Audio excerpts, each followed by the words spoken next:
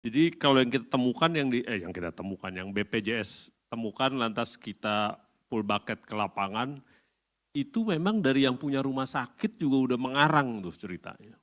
Jadi pokoknya rumit banget deh ceritanya gitu, milih penyakitnya juga udah pas gitu, terapinya pas, udah gitu katakanlah ini harus di USG, kan dia harus milih penyakit yang pas tuh kan. Nah itu benar-benar bagus banget gitu, jadi dia dengan keluarganya dokter juga gitu. Jadi dokter-dokter itu diagnosanya udah mendukung semua lah buat klaimnya gitu. Jadi di prosesnya ini gitu ya, mungkin di kronologi klaim fiktifnya bisa ditampilkan gitu. Gimana caranya dia bisa bikin klaim fiktif. Yang pertama dia harus ngumpulin dokumen pasien kan, KTP.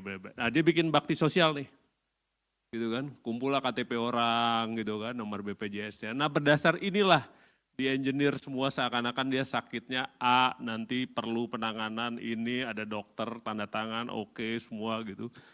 Jadi klaim fiktif ini nggak mungkin satu orang. Dan nggak mungkin dokter aja sendiri gitu, ya nggak bisa juga. Dia bilang saya suruh USG, oh sakitnya nggak ada perlu USG, kan nggak nyambung. Kalau dia benar nyambung semua nih, gitu. Udah rapi gitu di yang ini deh, coba deh yang kronologi klaim fiktif deh. Jadi yang kita temukan nih klaim fiktif yang kita verifikasi, kita pull bucket ke lapangan gitu. Yang pertama dia mengumpulkan dokumen pasien, ada KTP, KK, kartu BPJS, melalui bakti sosial kerjasama dengan kepala desa. Ya udah canggih kan, jadi emang niatnya udah mengumpulin KTP dan kartu BPJS. Gitu ya, udah niatnya. Dan dia mengeluarkan surat eligible peserta, ada dokternya segala macam, yang sebenarnya udah nggak kerja lagi di rumah sakit itu, tapi dia tanda tangan aja, oke gitu. Ini makanya ini komplotan beneran gitu ya.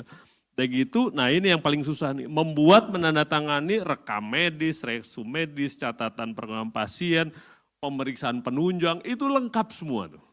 Jadi ada dokter, ada rekam medis, semua tuh ada semua.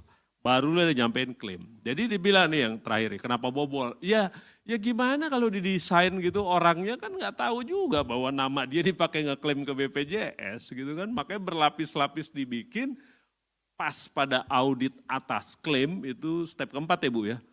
Barulah ketahuan setelah ia ke lapangan dilihat ini orang ada apa enggak. Begitu ditanya enggak ada nih orang gitu.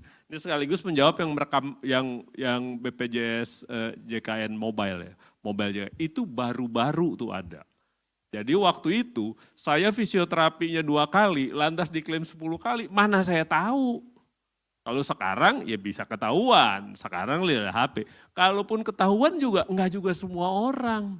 Artinya kalau udah sembuh udah alhamdulillah, dia udah nggak lihat ngeklaim apa kayak dia terserahlah gitu, pokoknya saya sembuh. Kan gitu ya. Jadi ini sekali lagi kita bilang perbaikannya udah dilakukan, termasuk ada mobile JKN antara lain mengcross itu. Jangan namanya diklaim, taunya dia nggak ngapa-ngapain gitu. Ya dia buru-buru teriak dong, saya nggak sakit Pak, kenapa diklaim di sana? Kan ada NIK-nya segala macam gitu ya. Jadi kalau dia bilang kenapa klaim fiktif ini jadi concern kita, karena nggak mungkin satu orang yang ngejalanin. Nggak mungkin dokter saja yang ngejalanin, nggak mungkin. Yang kita temukan ini pemilik-pemiliknya, dirutnya. Yang 2 rumah sakit yang agak kecil ini, dirutnya di sini sukses mengklaim fiktif, dipindahkan ke sini lagi. Lu hebat berarti bisa mengklaim fiktif. Pindahin ke sini, bikin duit lagi di sini. Kira-kira gitu. Nah kalau dibilang pakai Permenkes, iya udah di Permenkes. Kalau ketahuan, ganti. Lah kalau enggak, alhamdulillah dia. Makanya 6 bulan nih kita kasih nih. Kita kasih nih yang klaim-klaim fiktif gitu kan. Tolong nih gitu kan. Udah kesadaran sendiri aja mengkoreksi. Daripada nanti, nah ini AAK-nya kan selama ini dilakukan BPJS. Daripada nanti udah anak buahnya Busari se-Indonesia turun BPJS, turun semua, lebih meriah. Ya. Nah iya ini segini aja ramah aja dia. Nanti kalau udah ngaudit sangarnya keluar. Ya, jadi kita bilang ini swasta, tapi kita yakin di RSUD, rumah sakit vertikal gitu, enggak tertutup kemungkinan dilakukan hal yang sama. Dengan segala alasan. Saya bilang kalau 2 ini kita nggak bisa maafin sekarang, pindahin ke pidana. Ya ini yang bilang ini gimana soal PN apa nggak PN, makanya kita bilang pokoknya pindah dulu ke penindakan, nanti dikoordinasikan sama KPK. Gitu ya, jadi itu yang kita coba supaya sekali lagi supaya ada efek jerak. Yang niat gitu berhenti.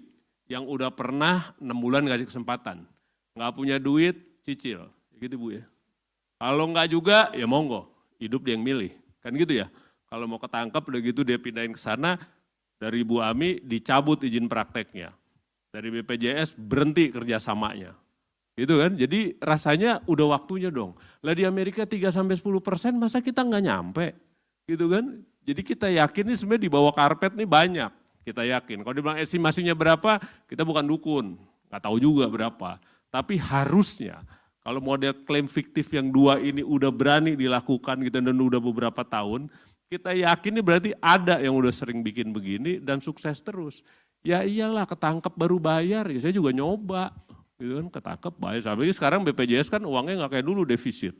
Kalau dulu defisit, mungkin dia juga mikir, ngapain juga diklaim dan untuk keluar duitnya.